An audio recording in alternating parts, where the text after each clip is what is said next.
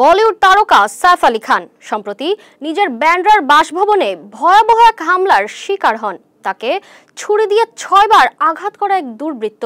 গুরুতর আহত সাইফের দ্রুত অস্ত্রোপচার সফলভাবে সম্পন্ন হয় এবং বর্তমানে তিনি আশঙ্কামুক্ত। তবে এই ঘটনায় অভিযুক্ত মোহাম্মদ শরীফুল ইসলাম শেহজাদ নামের এক বাংলাদেশি নাগরিককে মহারাষ্ট্র পুলিশ আটক করেছে। তদন্তে উঠে এসেছে শেহজাদ ডাকাতির উদ্দেশ্যে সাইফের ফ্ল্যাটে প্রবেশ করেছিল এবং বাধা পেয়ে হামলা চালায়। অভিযুক্তের অতীত ঘিরে জটিলতা আরও ঘনীভূত হচ্ছে। বলিউড অভিনেতা সাইফ আলী খানের ওপর সশস্ত্র হামলার ঘটনায় অভিযুক্ত মোহাম্মদ শরীফুল ইসলাম শেহজাদকে ভারতের মহারাষ্ট্রের ঠানে এলাকা থেকে আটক করেছে পুলিশ। অভিযুক্ত শেহজাদ বাংলাদেশের ঝালকাঠির নলছিটি উপজেলার রাজাবাড়িয়া গ্রামের বাসিন্দা। ১৫ জানুয়ারি গভীর রাতে মুম্বাইয়ের ব্যান্ডরার সাইফ আলী খান এবং কারিনা কাপুরের আবাসনের ১২ তলায় ঢুকে হামলা চালায় শেহজাদ। সাইফের গৃহকর্মী ফিলিপ লিমা বাধা দিলে তাকেও আহত করে শেহজাদ। ধারালো অস্ত্র নিয়ে সাইফকে ৬ বার আঘাত করে সে। আহত অবস্থায় হাসপাতালে নেওয়া হয় সাইফকে। দ্রুত অস্ত্রোপচার শেষে বর্তমানে তিনি সুস্থ আছেন।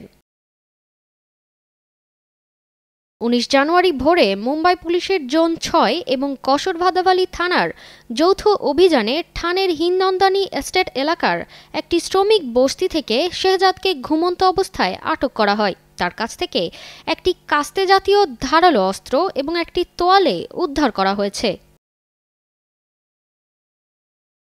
বিভিন্ন সময় নিজেকে বিজয় দাস, বিজয় কিংবা মোহাম্মদ ইলিয়াস নামে পরিচয় দিত। সম্প্রতি মুম্বাইয়ে একটি গৃহ পরিচর্যাকারী সংস্থায় কাজ করছিল সে। ডাকাতির উদ্দেশ্যে সাইফের ফ্ল্যাটে প্রবেশ করেছিল বলে জানিয়েছে পুলিশ।